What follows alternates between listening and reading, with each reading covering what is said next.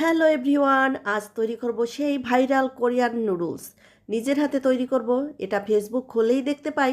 তাহলে চলুন কিভাবে আমি তৈরি করি। এই তো এখানে একটা আলু নিয়েছি, আলুটাকে টুকরো টুকরো করে কেটে নেব। আর এখানে আমি একটা না, এখানে 3টে আলু নিয়েছি। এই তো আলুগুলো আমার কাটা হয়ে গেছে। আলুগুলোকে ফুটন্ত গরম জলে দিয়ে দিলাম, এটা সিদ্ধ হতে থাক। আর এদিকে আমি পেঁয়াজ, রসুন আর কাঁচা লঙ্কাগুলো কুচি করে নিচ্ছি। পেঁয়াজটা আমার কুচি করা হয়ে গেছে, আর এখন রসুনটাও কুচি করে নিচ্ছি। এগুলো কিন্তু একদম বেশি করে কুচি করে নিতে হবে, যতটা পারা যায় আর কি। আর এগুলো কুচি করতে করতে আলুগুলো আমার সিদ্ধ হয়ে গেছে। এখন এগুলো সুন্দর করে ম্যাশ করে নেব। একদম ভালো করে ম্যাশ করাও হয়ে গেছে।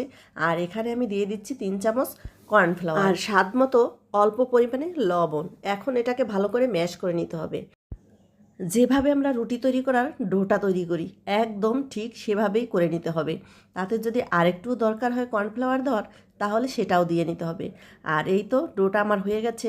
এখন ওখান থেকে অল্প করে একটু ডো নিয়ে লম্বা সুতার মতো করে নেব, যেমনটা হয় নুডলস তৈরি করার মতো। এই তো এগুলো আমি করে নিলাম। আর এভাবে লম্বা সুতার মতো তৈরি করতে কিন্তু বেশ সময় লাগে। একটু সময় হাতে নিয়েই বসতে হবে কিন্তু এটা তৈরি করতে। এই তো সবগুলো আমার হয়ে গেছে। এই দেখতেই পাচ্ছেন একদম মোটা মোটা করে নিয়েছি, যেমনটা হয় কোরিয়ান নুডলসের মতো। আর এদিকে গরম জল কিন্তু ফুটাতে দিয়েছিলাম, একদম টকবক করে ফুটে উঠেছে। আর এখন আমি 2 মিনিটের মতো এই নুডলসগুলো সিদ্ধ করে নিয়েছি। আর নুডলসটা তৈরি করতে তো অবশ্যই একটু ঝাল ঝাল স্পাইসি সস তৈরি করতেই হবে। এর জন্য বেশ কিছু পরিমাণ সাদা তেল দিয়ে দিয়েছি, এরপর পেঁয়াজ কুচি, কাঁচা লঙ্কা কুচি আর দিয়েছি রসুন কুচি। সয়া সস দিয়েছি 3 থেকে 4 চামচের মতো, আর দিয়েছি টমেটো সস। এখন এই মশলাটা হালকা করে একটু কষিয়ে নামিয়ে নেব। এই তো কালারটা কত সুন্দর এসেছে, জাস্ট ওয়াও।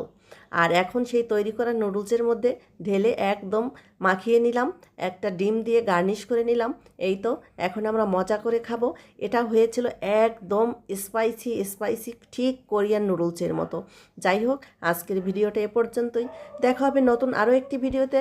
টাটা।